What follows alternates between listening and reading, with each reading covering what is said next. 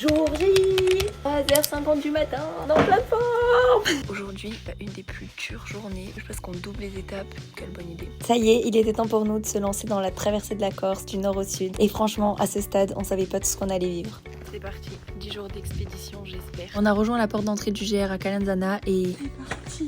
Refuge Orto machin, 6h30. C'est le premier, c'est pas celui-là. Oui. C'est pas celui-là encore. Et avec nos 11 et 14 kilos sur le dos, on a commencé à grimper. Là, ça fait un peu plus d'1h30 qu'on marche et qu'on monte. Tellement beau. Sorti les bâtons. Un peu dur. Ça grimpe. Ce matin-là, il y avait tellement de monde et c'était compliqué de savoir si on suivait le bon timing. On a repris des forces en haut du col. À tous les deux, on a vraiment des catastrophes. Puis on a commencé à rencontrer des chemins un petit peu escarpés, mais on n'était pas au bout de nos peines. On voit un truc. On a découvert pour la première fois le bonheur de voir un refuge. On arrive au premier refuge, on prend un petit gel, on va remplir un peu l'eau, on part pour de nouveau 6h et quelques avec je crois des passages un peu plus corsés. On tourne celui du haut, tu vois, on passe entre les deux, on fait un 8. Ce qu'il faut savoir, c'est qu'en commençant par le nord, on commence par les plus dures difficultés parce qu'il y a beaucoup de passages techniques et beaucoup de gros cailloux avec des descentes et des montées assez vertigineuses. Redis-le face caméra.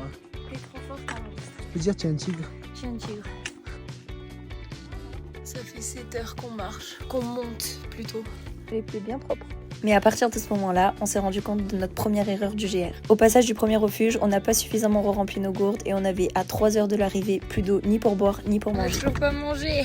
Alors autant vous dire qu'après plusieurs murs d'escalade et des descentes de l'enfer, c'est devenu vraiment pas rigolo. J'ai failli me casser une cheville, faire un malaise, j'étais vraiment au bout de ma vie. Jamais eu aussi soif et faim et là, je rêvais que d'une seule chose.